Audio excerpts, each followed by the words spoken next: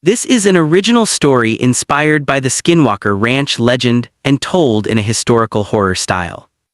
By the time the letter reached my desk in Salt Lake City, it was already 6 years old.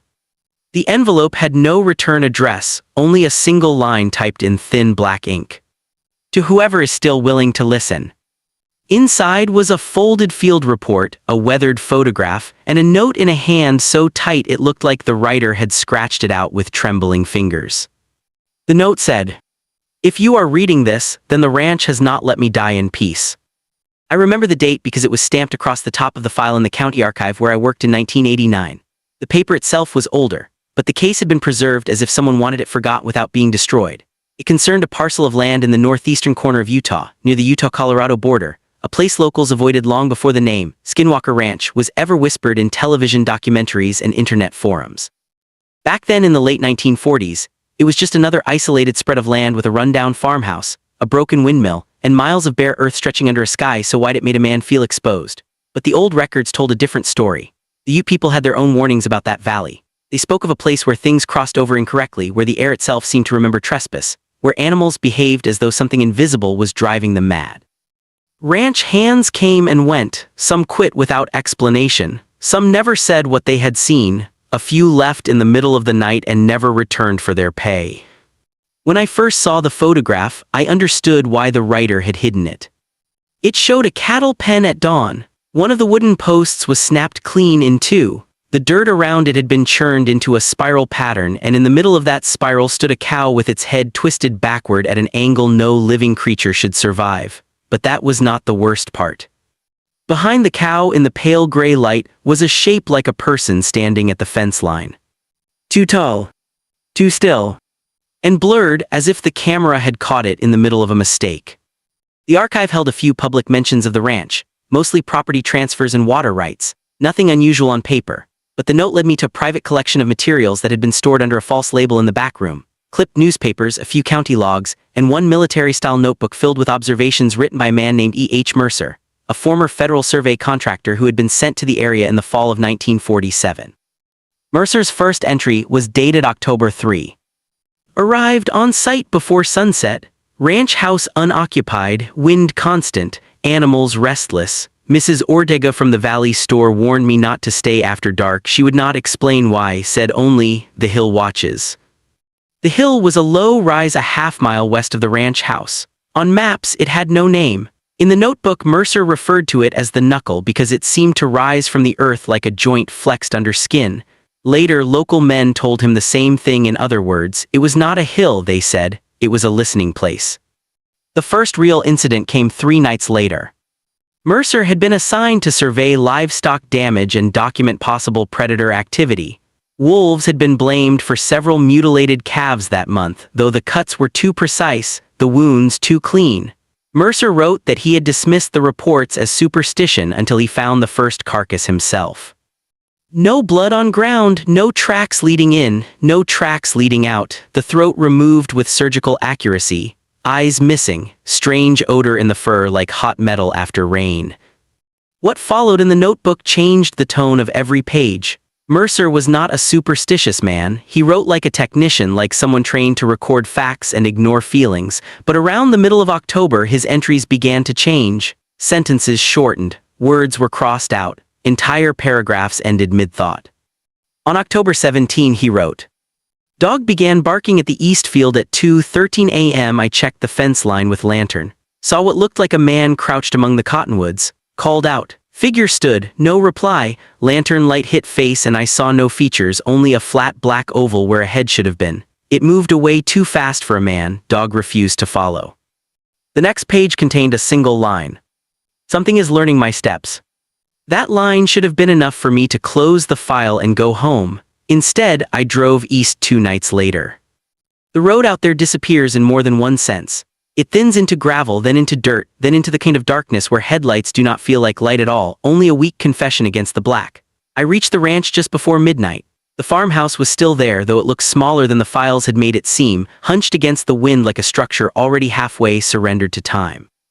I parked near the old corral and carried Mercer's notebook with me. I did not believe in curses. I believed in bad land, isolated people, exhaustion, fraud, weather, coyotes, and the way fear grows teeth when a story is left alone too long. That is what I believed until I heard the sound. It came from the barn. Not a crash, not a creature movement, something softer than that. A tapping, deliberate and slow, as though someone inside were counting with one fingernail against the wood. I froze. Then the tapping stopped, and from within the barn came a low, wet breathing sound. I remember thinking it might be a horse. There had to be a horse, some animal trapped in the dark, but the ranch had been empty for years. The county records confirmed that. I moved closer anyway, my flashlight shaking hard enough to turn the barn wall into a trembling stripe of white and shadow. The door was padlocked. The breathing continued. I found the courage to pull the lock free, and the smell hit me first. Not rot exactly, more like wet earth after lightning mixed with something animal and old. I pushed the door open a few inches. Inside, the beam of my flashlight caught a shape hanging from the rafters. At first I thought it was a bag of feed. Then it turned. It had the body of a dog, but the legs were too long and bent in the wrong places. Its skin was pale and almost hairless, stretched tight over the ribs. One eye reflected the light. The other side of its face was gone, as if it had been peeled away and never healed. It did not lunge. It did not growl. It only watched me with a terrible, patient intelligence, like something that had been waiting for me to arrive so it could make a decision. I stumbled backward, and the animal dropped soundlessly to the dirt. It walked on 3 legs. No, not walked. It moved with a horrible sliding motion. As if the joints in its body were not connected to the same rules as mine. It passed through the open door and vanished into the night without making a sound. I stood in the barn for a long time after that, unable to breathe properly. Then I heard Mercer's voice. It came from somewhere above me. "Do not answer it," the voice said. I nearly collapsed. There was no one in the loft. I searched with my flashlight until I found an old chair, a cracked mirror, and a stack of rolled tarps. Nothing else. But Mercer's notebook had fallen from my coat pocket, and when I picked it up, a page I had not seen before had opened to the wind. The handwriting was not Mercer's. It was fresher, sharper, as if added later. It wears what it finds, it learns the shape of names, it comes when spoken of correctly. Beneath that line in a different hand were 3 words. It can read us. The ranch changed after that, or maybe I did. I began sleeping in my car, then not sleeping at all. Every morning the fence line seemed to have shifted slightly. One of the cottonwoods nearest the east field had been bent downward overnight, its trunk twisted around itself like a rope. The animals in neighboring properties refused to go near the boundary. The local sheriff, who had heard enough strange reports to fill a desk drawer, told me not to let anyone know I was staying there alone. "People vanish in places like that," he said. "Sometimes all that gets left behind is the story." He was the first man to tell me about the survey team that had come through the valley in 1948 with government vehicles and no insignia. According to him, they had asked about electromagnetic readings, old tunnels, and reported sightings of distortions. They spent 2 days on the ridge, left 3 antennas in the ground, and never returned. The sheriff said one of his deputies had found a boot print in the dust behind the farmhouse that looked like it had been made by a bare human foot wrapped in wet cloth. The print led to the well and stopped there. No body, no tracks away, just a mark in the dirt and a smell like burned hair. Mercer's final entries were the worst. On October 29, he wrote, "Heard my mother calling from the north field. Mother has been dead 17 years. Then, voice came again from treeline, used my name, sounded like deputy from county office. I did not reply. Then with the ink pressed so hard it nearly tore the page. It is inside the house when I close my eyes." The last dated entry was November 1. "The lantern is out. I can hear footsteps in the attic, not one set, many, there are no many, there is only one thing making itself into many." After that, the pages became frantic. One page contained a diagram of the farmhouse with circles around every doorway and window. Another was a list of sounds, knocking beneath the floorboards, scratching inside the walls, humming from the empty chimney, the cry of a child in the corral. There was also a sentence repeated over and over, each time in darker pressure until the paper tore. "Do not let it know you are alone. I left the ranch once, drove 12 miles and came back before dawn because I had forgotten my coat on the kitchen table. That is the truth. Fear does not always make a man flee. Sometimes it makes him return for a small, stupid reason and then change his life forever." The front door was open when I got back. I knew I had closed it. Inside, the house was colder than outside. The air had that unnatural stillness that comes before a storm, except there was no storm coming. There was only silence and the thin creak of the floorboards under my shoes. I found my coat where I had left it. On the table beside it lay a second notebook. This one was mine. The cover was the same color, the pages were the same paper, but I had never seen it before. My hands began to shake before I even opened it. The first page contained my own handwriting. I have never seen anything like that in my life. It read, "Do not be afraid of the house, be afraid of the thing that learned the house from you." I dropped the notebook like it had burned me. When I looked up, the kitchen doorway was no longer empty.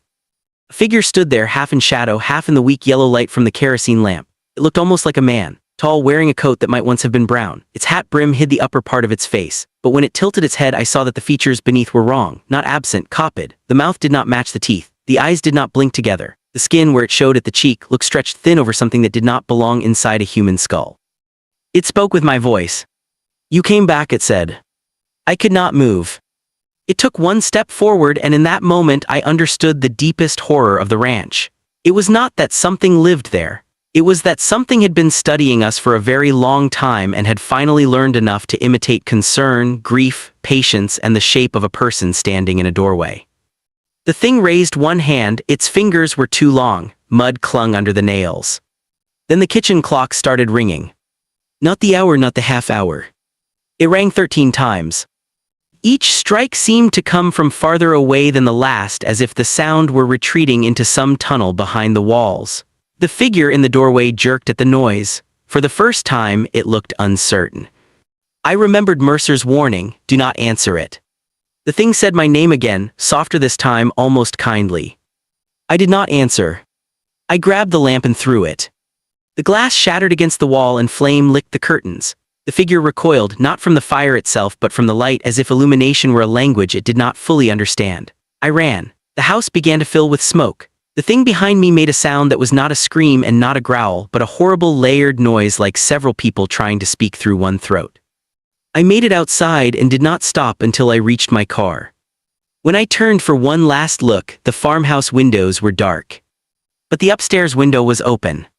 And in it stood a small child in white sleep clothes, one hand pressed against the glass. I know what you are thinking: smoke, panic, isolation, old stories, and a mind under pressure. That is what I told myself too. I drove away and never returned in daylight. I filed the notebooks under sealed records. I did not speak about the child. I did not speak about the voice in my own handwriting. I told myself that the ranch was only a place where people arrived already carrying their fear. Years passed. Then, in 1992, I received a copy of a newspaper clipping from a man I had never met. It was from a small Colorado paper, reporting that a rancher near the border had lost 3 calves in one night. The article mentioned a strange figure seen standing near the fence line, tall as a man but moving like a shadow blown wrong by the wind. I nearly threw the clipping away. Then I noticed the photograph attached to the clipping, blurred and blackened by poor printing. In the background near the fence was a shape wearing a coat and hat. It had my posture. A few months after that, a deputy sheriff in the area reported a call from an abandoned farmhouse. No one was on the line when he answered. He said he heard breathing, then a child laughing, then his own voice telling him very calmly not to be afraid of the house. He resigned 2 weeks later. I do not know whether the ranch is haunted, cursed, occupied, or simply built over a place where reality is thin enough to tear. I only know that some places do not preserve history. They digest it. They wear it like a mask until the original face is gone. The last thing Mercer ever wrote was not in the notebook I found at the archive. It was on the back of the photograph of the cattle pen. He had written with a pencil so hard it left grooves in the paper. If you hear your own voice calling from the dark, do not answer. It has been practicing. I kept that photograph for 17 years. Then one morning it disappeared from my desk. In its place was a single hoofprint of dried mud. And beside it, in handwriting exactly like mine, were 4 words. You left the door open. That was the night I understood the ranch had never really been about the land. It had been about invitation. And somewhere out there, beyond the fences, beyond the ridge, beyond the names people use to make the unknown feel smaller, something still waits in the dark where the hill watches. Something that learned our shape. Something that remembers our voices. Something that, once invited, never truly leaves. If you listen closely to stories told about Skinwalker Ranch, you will hear about lights in the sky, missing cattle, shadows in the distance, and shapes that should not move the way they do. But the oldest fear is not the creature in the field or the thing in the barn. It is the moment you hear someone call your name from the dark and realize the voice is perfect. Because that is when the story stops being about the ranch and starts being about you.